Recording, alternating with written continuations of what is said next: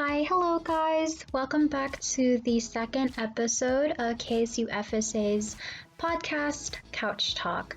I am Gabey Ramos and I will be your host today. As some of you may know, I am the internal vice president of FSA here at KSU. And if you're new and you don't know how this works, what we'll do is that we'll be posting an episode every weekend on Saturday.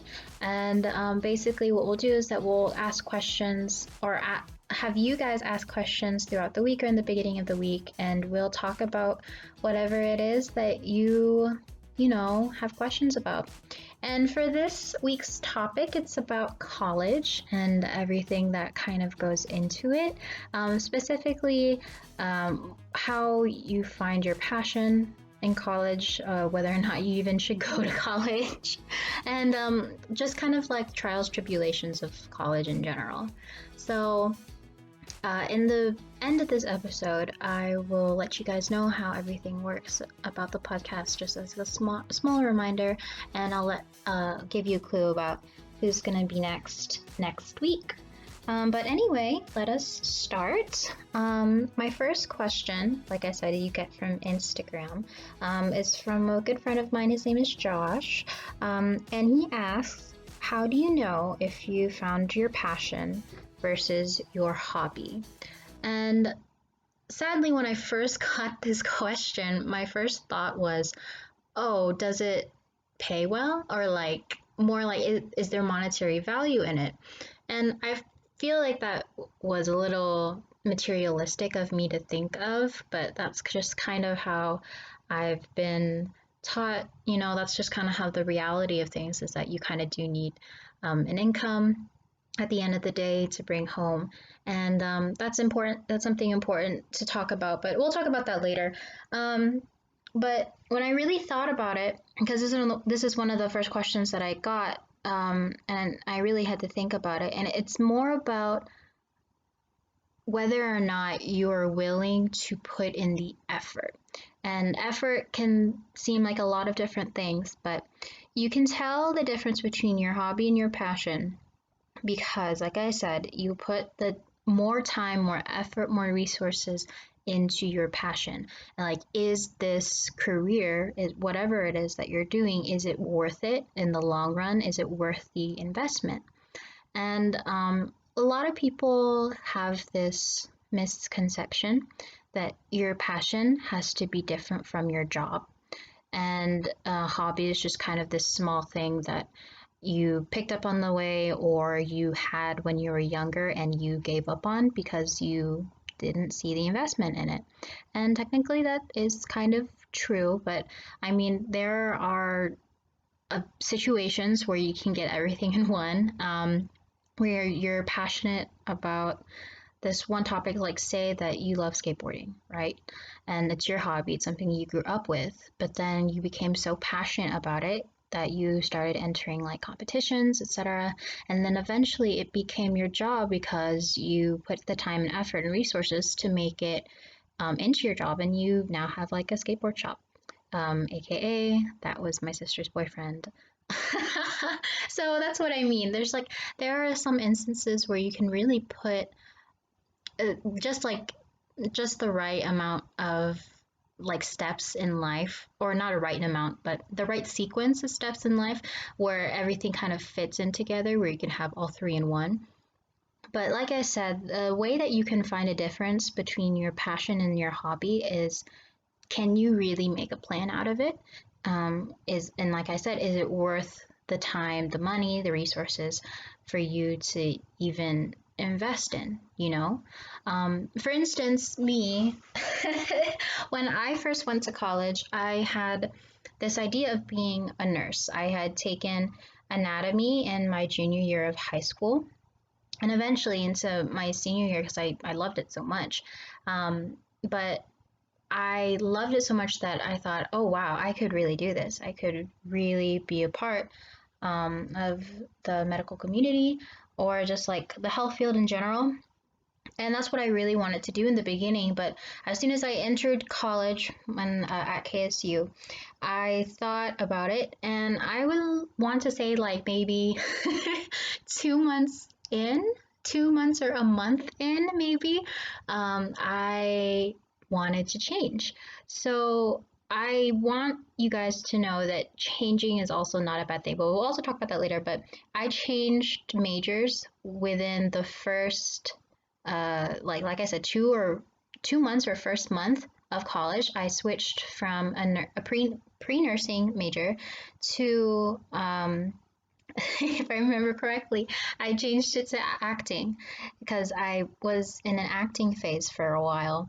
And then after acting, I went into Asian studies. And the fun thing about Asian studies is that I actually had it for quite some time, maybe like a couple of weeks to be honest.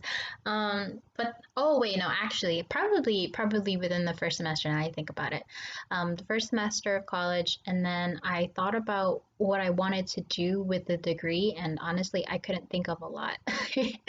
Sadly, no offense to any of my Asian studies majors. But after Asian studies, I decided to take psychology instead. And little side note, reason why I took psychology was because back in high school, my senior year, I took AP Psych, which, by the way, shout out to Mr. Ard because I love you so much. You were the raddest teacher I had ever. Um, but long story short, I had a 5 on that test, and I just like was awesome at psych. Anyway, so that's why I took it. I took psych because it was something that was incredibly interesting to me. I didn't see it as a hobby at first, no. But to be honest, when I really think about it, I actually did a lot of psychology stuff even when I was like a little kid. Back in elementary school, I did experiments with psych anyway. So it was kind of like a small blast to the past, if you may. Um, but yeah, anyway, A, I found it interesting. B, I was good at it. I was good at it and I liked it. I actually liked learning about the stuff that I was learning about. And C, to be honest, I couldn't see myself being in any other job other than in the psych field. And that seems a little like, wow, really? Like, you really can't see yourself doing anything else? And it's like, yeah, of course, like, you have dreams and you can see yourself doing this, and this, or I could do this and this and this, blah, blah, blah. But when I really think about it, it's like I chose psych because I thought it was worth it. I thought that the time and the investment into this career, into this field, was worth my time, was worth my parents' money, first of all. And it was something that I felt passionate about. And it wasn't just, a hobby to me anymore, because I didn't just like reading about it for fun anymore. But yeah, that's how I grew from this small little interest into something bigger and what it is now. But yeah, um, hopefully that answers that question. The whole finding the difference between your passion and your hobby. It's like I said, it's the time and commitment, and for some that might seem different, and in some circumstances it might be very different. But I feel like after a while you can tell whether or not you're putting in the right amount or more than enough effort and time into something than you would into something else. But okay, anyway, next question. Oh, it's from my sister. I hate this question, but also I would like to talk about it. um, add a plug for her. If y'all want some good art, you should go follow my sister. Her handle is anna.michaela.art, but I'll put that in in the description here on this episode. But anyway, she asks, how do I know if I should just quit and become a stripper? Which comes to this question of, is college right for me? Should I even go to college, etc. And I mean, you know, I have had some talks with some people, especially with family. That's not my parents, more like my brother and my sisters. And they really thought about it. They were like, there are a lot of people in life that don't go to college and make more money than people that do go to college. And that's true. That's incredibly true. There are people who um, go to college and get the degree, get the bachelor's degree, and then don't use it in the field that they got their degree in. And that's a shame because a lot of people go into college not even knowing what they want to do. And it's hard. It's hard, especially when you're 17, 18 years old and you're asked, yeah, go to college and continue your education for 4 years and already have a plan for what you want to do in the future, and you're just 17, 18. A good majority of you, or not majority, a good handful of people that I know didn't even know what they wanted to do in high school, and let alone going into college from their first year. So, honestly, if you feel like the job that you want to do isn't, or sorry, doesn't require a degree, then honestly, don't get it. Don't get it. I feel like if you want to pursue higher education, that's your choice. It shouldn't be a requirement. But honestly, in a lot of fields, and this is the reality of it, you'll need a degree. And, a lot of people are saying, yeah, if you want a good paying job, then you would have to get a master's degree later on in life because the bachelor's degree isn't, proving to be incredibly, I want to say, worthy of the title anymore, if that makes sense. Like, the value of it isn't as important anymore, which is sad to say, but that's just kind of how, you know, jobs are right now. But anyway, yeah, the whole idea of you don't want to go to college, that should be an option. That should be an option for people.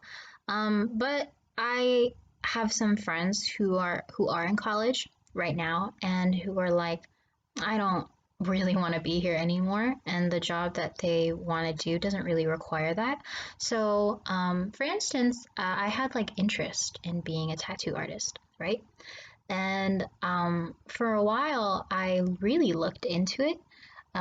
It was that was like a small interest of mine, even in high school, and I looked in how to become one. So all you really have to do is become like you need an apprenticeship for it, and this just requires you to like go to an actual tattoo place and like learn from someone like hands on at the place. We don't necessarily have to go to quote unquote school, public school or private school for it, but I mean, that's just like one small instance where you don't necessarily need a college degree to get a job that you want. Like I said, depending on the job that you want to go for, that should really determine whether or not you want to go to college. And some people who are in college right now, like I said, if you feel like you want to drop out and you're in your first or second year, but you still want a degree, I feel like your best option would then be not to finish your bachelor's because that's just a whole ton of money that you'll waste because you don't know what to do with your degree. If you want to quit now, you should absolutely go ahead and just get an associate's. That's an option for you. Um, well, and some of you who don't know, associates is basically the 2 year degree in a field that you want. But you can still get the, education that you wanted, and you can still have like a piece of paper and degree to show for it, and get out of college a little bit quicker, and still have all the time and the money that you put into college not wasted because you feel like you didn't get the degree to show for it. But anyway, yeah. Um, for anyone who's thinking of, not being in college anymore, honestly, don't be ashamed. If there's like one takeaway in this, actually, no, I'll say that for later. But yeah, don't be ashamed. We'll talk more about, big picture in life. But yeah. Anyway, So the next question is, like a second part of that question. She says, when should I quit and become a stripper? It's the type of job. Let's talk about that. Finding your passion usually, means equaling your job. And if you want, and this sounds a little bit, mm, iffy for, depending on the generation you're from, but if you want to be a stripper, be a stripper. There should be no shame in how you make bank. I mean, no names will be said, but I know of someone that was in high school with me. God, she's gorgeous. She's amazing. And she's witty and she's smart. But she basically went up to New York, and I see what she's like on Instagram now, and she's living life up. She literally left Georgia and went up to New York, and now I'm pretty sure she's a stripper. I mean, I think that's what it looks like. I don't really know much about the job that she does, but I mean, she gets bank and she pays the bills, and she knows what she's doing and she loves it, I'm pretty sure. But honestly, if you want to be, I don't know, if you want to be in the fine arts department, and you want to be a graphic designer, or you just want to make art in general, don't be ashamed to be in the department that you're in. You chose that. That's your life. And honestly, there are people who make a living out of their passion. So really keep that as like, something optimistic for yourself when you're choosing your major. Honestly, the only thing that's stopping you from doing what you want, like really truly, is yourself. Um, a lot of people will say, no, you really have to get this. You really need to get a finance degree, or you really have to be a nurse. You really have to be in kinesiology. And I mean, no, you really don't need to be. Your life is your life at the end of the day. And like I said, if you want to be a stripper, be a stripper. If you want to act, go act. It like your life is your life, and you should do what you want to do. Um, I mean, there are some, occupations in life that I don't really approve of, like, but, enough said about that. Like, you know what I mean. Anyway, um, so next question. This is from another friend of mine. Her name is Kim. Kim is part of FSA, but she asks, can you talk about comparison and tips on trying to avoid comparing your path to others? So, this is very difficult for a lot of people, and even myself, because, comparing yourself to others and your friends and the people around you, that's kind of like an inevitable thing. Sadly, that's how we learn. That's how we learn what's acceptable in society. It is a sociological component, and it's just like, something that you have to, you not have to, but that's just what we do. We compare ourselves to others to make sure that what we're doing is correct. And actually, this is something that's mentioned in psych. It's called a cultural script. Um, Basically, what it is that there are certain events in life that have happened to everyone during a specific period in life, that it's kind of expected for everyone to do it at that time period. So, for instance, like take marriage. Everyone's expected to get married in their mid 20s, late 20s, and then have kids by their late 20s or early 30s. That's the cultural script of the US. And I mean, if you don't want to have kids, if you don't want to have kids, then you don't want to have kids, blah, blah, blah. But the point is that the cultural script here in America is, even though everyone harks on, oh yeah, you can be whatever you want to be, that's not true. There are occupations that are frowned upon, there are majors that are frowned upon, because it's the idea of, oh, you won't get enough money. But in the long run, like I said earlier, your life is your life, Um, you have a very specific circumstance, a very specific situation that allows you to pick the major that you pick. You know, for instance, like I wouldn't have picked psych if I, wasn't exposed to the things that I was exposed to, or like it's if I didn't have the interest in it. Um, I shouldn't be judged for the fact that I chose something that I love. And I think that's something that's important to keep in mind is that you love what you do. And someone might be comparing you to others, or you might compare yourself to someone who's like in like, a health field. And I want you to know that it's not fair to yourself to compare yourself like too harshly to others because like I said in the long run, um, you make the final decision in your life. You pick the major that you want, and at the end of the day, that comparison is all you. You are the one that's comparing yourself. When in reality, instead of comparing, you need to be supporting yourself with the people that's around you. So, some people, compare themselves, like I said, really harshly. And honestly, comparison can be used in a positive, like as a positive reinforcement, like you see your friends doing really well in school, and maybe you're like lacking a little bit in some of your classes, but you see how well that your friends are doing. You could use that as like a little support, a little like motivation for you to do a little bit better in life, like I said in the beginning, comparison is used as like kind of as a learning tool for a lot of people.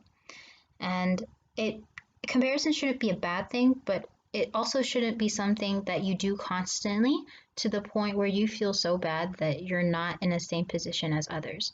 Like I have someone in my life that's very special to me, and he wasn't able to be in a place where he really wants to be in. But I always tell him it's like you can still be whatever you want to be, and in the long la, la, la, la, la, la, sorry, tongue tied. If you want to be, say you want to be in the FBI, like honestly, I still think you could do it. Um, you're comparing yourself to others when in reality you're just taking one step that's in your life. The circumstances in your life are what makes you have the life that you have. So, I mean, honestly, just don't beat yourself up too hard about some of the stuff that you're doing. As long as you know what you're doing is right and you understand your own situation, that'll make things so much easier for yourself because you realize that your life is your life, your situation's your situation, and you can't beat yourself up over the events that happen that are out of your control. So yeah, hopefully that kind of answered that question. Okay, but here's one of the last questions. It's my friend Ryan. He's part of VSA. If y'all don't know who he is, you can go check them out on Instagram or something. Join their group me. Anyway, his name is Ryan. And he really just says how, and that seems a little weird. And I think it's how do you find your passion? Um, how do you find your passion? What a question. Um, I feel like this is in reference to the very first one, but I feel like the way that you find your passion and what you want to do in life is, like I said, is it worth it? Do you find this one thing in your life worth it? By worth it, I mean like worth the investment, worth the time, worth the stress, worth the fun times in it, you know? Honestly, if you can't find your major within the first or second year of college and you're already a junior, honestly, don't beat yourself up. A lot of people are always beating themselves up because they can't be part of that cultural script in life. They can't be in the place where everyone else is at, or at least a majority. And honestly, if you just keep in mind that you you're different. That sounds so cliche, but that's the truth, is that you're different. And like I said, you have different circumstances. Then you'll realize that it doesn't really matter when you find what you love doing, um, but it's when you, not when, but if you do, you know? Um, I believe, and I really do believe this, it sounds very optimistic and cliche, but I believe that everyone can. They can find their passion, they can find their major, and they can find where they want to do in life, if they just take a step back, take a breather, and just let it happen, let it be. And that sounds so, like I said, cliche, but that's just how I see life. Life is so stressful already, Life is so stressful, and I feel like finding your passion shouldn't be a stressful thing. It should be quite exciting, to be honest. Finding your major should be exciting. You shouldn't have to feel like it needs to fit a particular kind of, timeline that someone else has planned for you. It should be for you. Your life should be yours, and you shouldn't have to worry about stuff like that. But yeah, um, hopefully that has, answered some of your questions, maybe your philosophical thoughts that have been winding through your brain. Um, and honestly, if y'all have any like other suggestions, not suggestions, oh well, yeah, suggestions, or even maybe like questions about life and about college, then hit up KSU hit up me. Um, so, yeah. But something I wanted to talk about at the very end here, and I feel like I've already mentioned this already, but I feel like the main takeaway from this episode is, yeah, college, yeah, jobs, yeah, passion, blah, blah, blah. But main takeaway is that you, as a person, like I said, you are on your own timeline. Just keep that in mind. Like I said, life is so stressful enough. It's already so stressful, given 2020 and blah blah blah. Life is stressful, and if you can alleviate as much stress, as much bad stress as you can, then you should. Don't get so stressed over the small things. As someone who is honestly so worried about a lot of things, which is me, I had to learn that the very hard way, very difficult way to just let go of the stress in your life. But yeah, just keep in mind that your life's your life. You'll find your major later on in life. You'll find your passion later on in your life if you haven't already. And don't compare yourself to others, but if you do, use it as a little nudge to a better path in your life, etc. So yeah, I hope this was informative for many of you. And like I said, if you have any questions or concerns, or you want to talk, please hit up our Instagram. That's in the description below.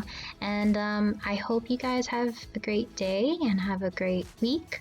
Like I said, next week, Luci Long, our secretary, will be hosting our next episode for this podcast. So please look at her Instagram, which will also be in the description below, and keep a lookout on her stories. She'll be having you guys ask questions and give her questions, blah blah blah, about her topic. And I'm pretty sure it's cooking, baking, all of that jazz, all the cute stuff. So yeah, I hope you guys, like I said, I hope you guys have a great week, and I hope this is informative for you. So have a happy week, and goodbye.